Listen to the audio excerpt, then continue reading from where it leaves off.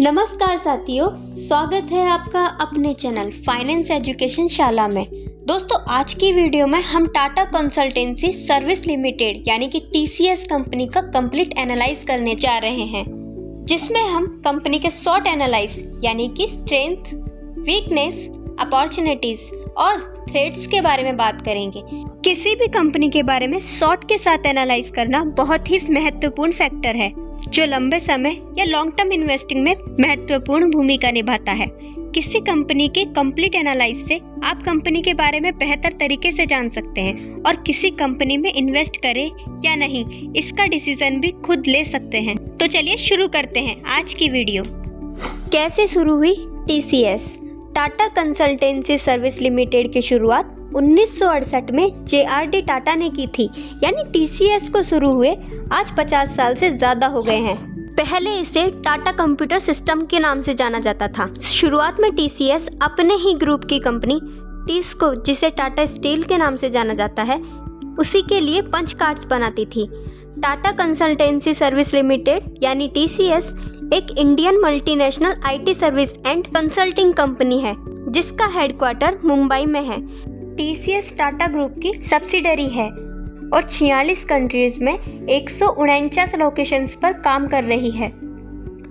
Market capitalisation के हिसाब से TCS दूसरी सबसे बड़ी इंडियन कंपनी है। TCS का मार्केट कैप आज 11 लाख करोड़ से भी ज़्यादा है। टाटा कंसल्टेंसी सर्विस को अब दुनिया भर में सबसे वैल्यूएबल IT सर्विस ब्रांड्स में गिना जाता है। अब बात करते हैं कंपनी के शॉर्ट एनालाइज की, जिसमें सबसे पहले बात करते हैं TCS कंपनी के स्ट्रेंथ के बारे में।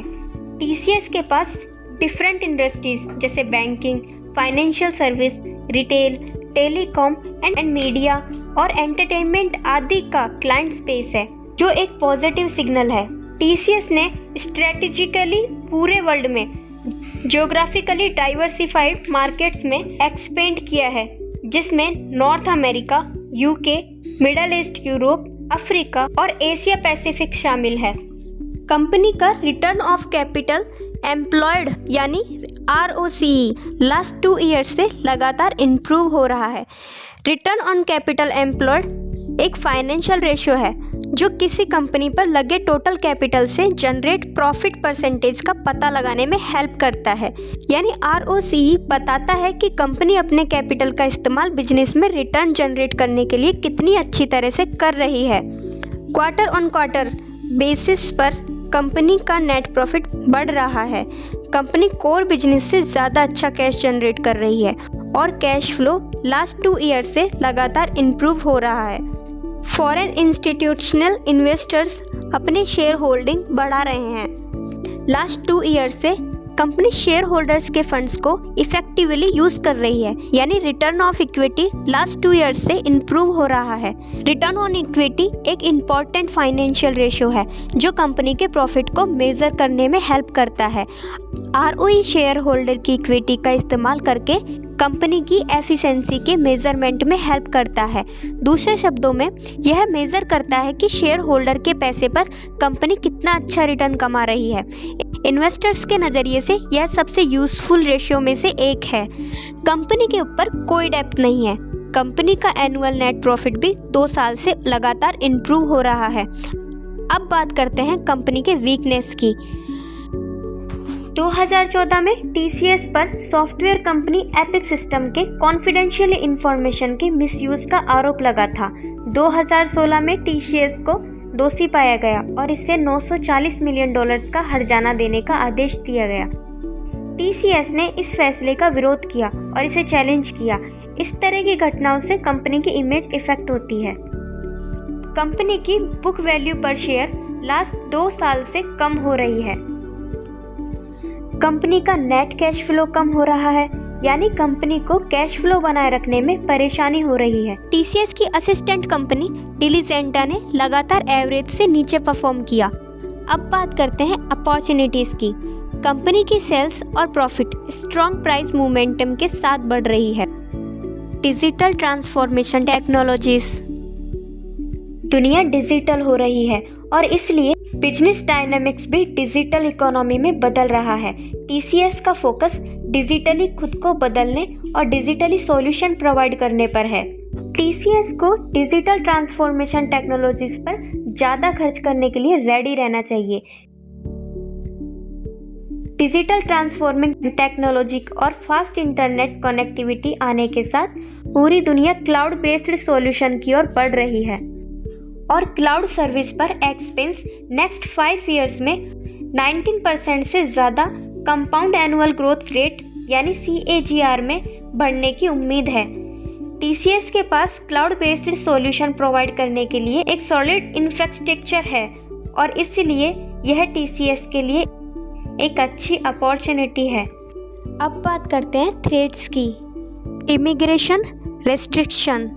स्ट्रिक्ट इमिग्रेशन रेस्ट्रिक्शन के साथ H-1B वीज़ा फ्री में वृद्धि और अमेरिका में पॉलिटिकल सर्कमस्टेंसेस के बदलने से इंडियन IT कंपनीज को बिजनेस करने में मुश्किल हो सकती है, क्योंकि इससे उनकी कॉस्ट और प्रॉफिट अफेक्ट होगा और इसलिए यह IT इंडस्ट्रीज के लिए खतरा है। TCS को विप्रो, इन्फोसिस, एक्सेंचर, कैपजेमिनी और डिलॉयट जैसी कंपनियों से इंटेंस कंपटीशन का सामना करना पड़ता है। इससे इंडस्ट्रीज में प्राइस वार होते हैं और मार्केट में शेयर लिमिटेड हो जाता है। अब बात करते हैं TCS कंपनी के फाइनेंशियल हाइलाइट्स की। फाइनेंशियल ईयर 2019-20 में कंपनी का रिवेन्यू 1,56,949 करोड़ रुपीस रहा, जो फाइनेंशियल ईयर 2016-17 में 1,17,966 करोड़ रुपीस था। यानी कि लास्ट 3 इयर्स में कंपनी का रिवेन्यू लगभग 25% बढ़ा है। कंपनी का प्रॉफिट बिफोर टैक्स इस फाइनेंशियल ईयर 42,248 करोड़ रुपीस रहा, जो 3 साल पहले 34,513 करोड़ रुपीस था। यानी लास्ट 3 इयर्स में कंपनी का प्रॉफिट बिफोर टैक्स लगभग 19% बढ़ा। अगर कंपनी के प्रॉफिट आफ्टर टैक्स की बात करें तो फाइनेंशियल ईयर 2019-20 में यह 32,340 करोड़ रुपीस रहा, जो फाइनेंशियल ईयर 2016-17 में 26,989 करोड़ रुपीस था। यानी लास्ट 3 इयर्स में कंपनी का प्रॉफिट आफ्टर टैक्स भी लगभग 19% बढ़ा है। फाइनेंशियल ईयर 2019-20 में बेसिक अर्निंग्स पर शेयर की बात करें तो यह 86.19 रुपीस रहा, जो 3 साल पहले 133.41 रुपीस था।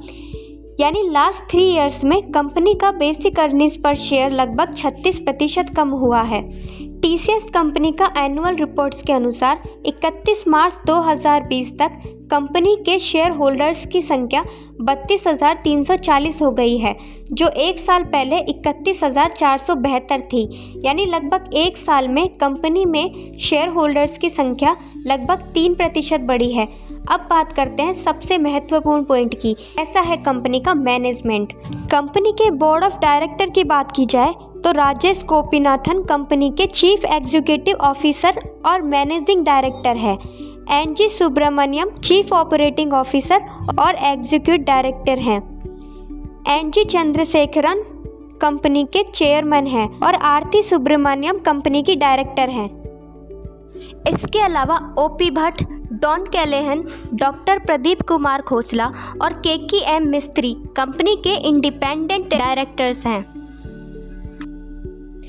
तो ये था TCS कंपनी का कंप्लीट एनालाइज, जिसमें साउट एनालाइज भी इंक्लूड है। इस एनालाइज के बाद आपको इस कंपनी को बेहतर तरीके से समझने में आसानी होगी और कंपनी में इन्वेस्टमेंट को लेकर अपना डिसीजन आप आसानी से ले सकेंगे। आगे आप किस कंपनी का कंप्लीट एनालाइज चाहते हैं, हमें कमेंट करके ज़रूर बताएं। दोस्तों प्लीज़ हमारे चैनल को सब्सक्राइब कीजिएगा और वीडियो को लाइक और शेयर करना बिल्कुल नहीं भूलिएगा। मिलते हैं अगले वीडियो में।